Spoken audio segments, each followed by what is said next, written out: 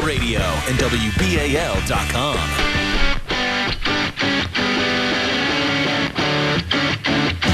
Well-known political commentator John Fund, formerly of the Wall Street Journal, and now of the American Spectator, is in town. In a sense, he's at the airport to address a business leadership luncheon of the Maryland Business Leadership Political Action Committee.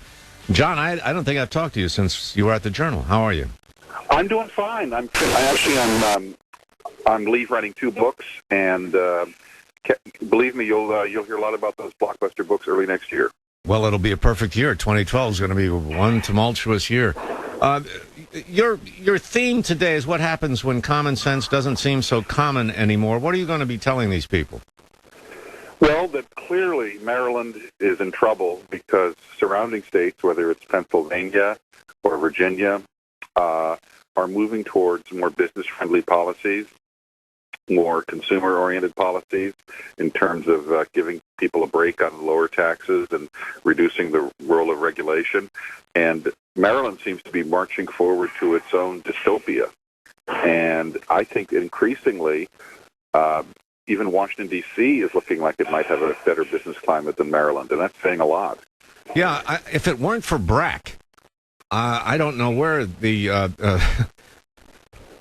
what the temperature would be of Maryland business, but it'd be pretty chilly. I do think that.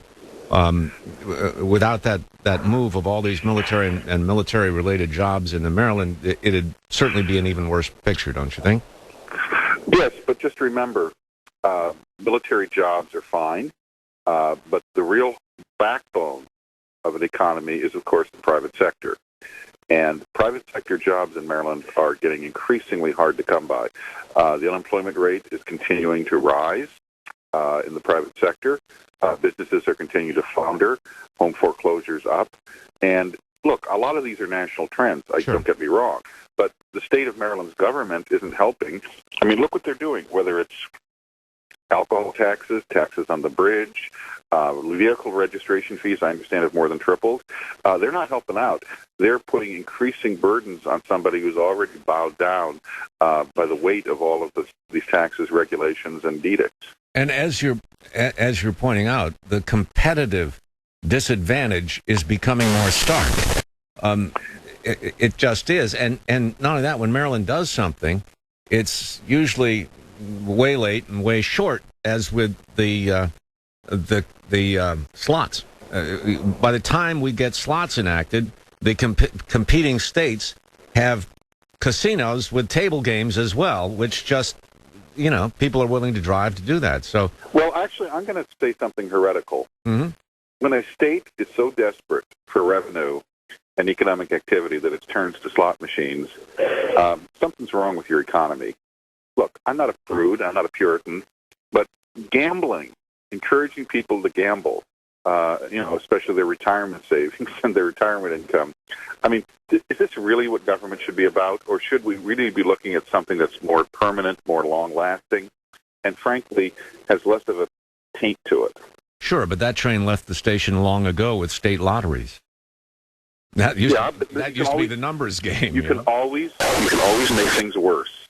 Lotteries are one thing, but, and the horse racing was another thing. Mm-hmm. Slots are further down the road, and I think a bigger mistake, because they're not really, they redistribute money within the economy, frankly, from the poor to the middle class and to the rich and to the government, and they don't really create any productive, long-lasting jobs. I agree. I was just referring to the competitive environment between the states. Well, it's just another example. Other states are going off in that direction, too. Mm-hmm. But the bottom line is they have private sector job creation policies that are far more ambitious and far more vigorous than Maryland. Maryland is going to be left behind. The only thing that's propping up Maryland, frankly, is if you go to Montgomery and Prince George's County, there's never a recession because the federal government continues to grow. It's the one thing that Maryland has. It has the anchor of all those federal government jobs in the ring around Washington, D.C. And then, of course, the big question is how can that last? Even that is not going to last. You're absolutely right, Ron. That is not going to last because we're about to run out of money, period. Yeah. What do you see obviously, we don't know. We don't have crystal balls. But the 2012 promises to be an incredibly tumultuous election year. What are some of the main things you'll be looking for? Well, I think that the key is Barack Obama's inability to understand that he is going to have to move to the center to have any chance of getting reelected. And he refuses to do that. His latest class warfare techniques are designed to rile up his base. We're going to see a repeat of the 2004 election. A battered president trying desperately to see if he can eke out enough extra votes by ginning up his base because his record is under attack. George Bush narrowly pulled off a 51% victory in 2004 using that strategy. But George Bush did not have 9% unemployment. George Bush did not have the kind of grinding poverty that is apparently seeping into more and more American communities. 1 out of 6 Americans now on food stamps.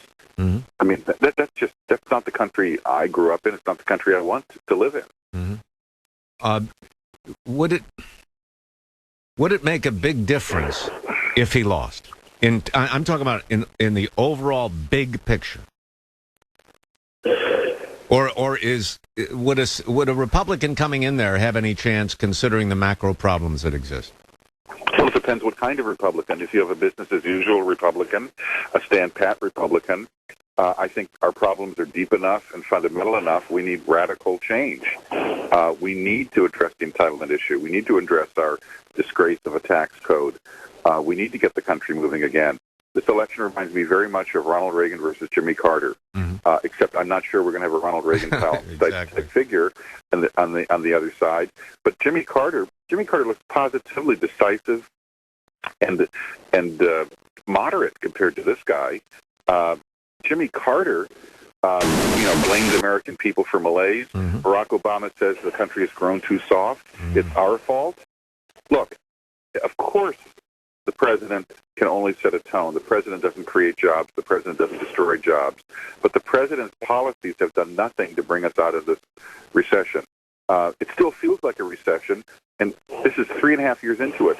This is the longest recession we've had since the Great Depression, and that's primarily because Obama's economic policies have spooked the markets. They've spooked the people holding the dollar. They've spooked people who hold our debt. And they've spooked every business, which businesses are sitting on the sidelines now with $2 trillion in capital, not investing them in job creation because they don't know what the future looks like. They don't know what the rogue EPA or the Obamacare bureaucrats are going to be doing to them next year. That's why I think changing Obama is essential to getting economic recovery. Remember Ronald Reagan's famous line in 1980? A recession is when your neighbor loses his or her job. A recession is when you lose your job. Recovery is when Jimmy Carter loses his job. I'm sure we're going to hear an echo of that refrain in this election. Yeah, that's very good. It's like that old thing about minor surgery. It's the kind of surgery that happens on other people. John Fund, thanks. Enjoy your time here. Appreciate pleasure. And when my books come out, I'll love to come back and talk about them on your program. Oh, we'll certainly do that. We'll certainly do that. Thank you. Okay, bye.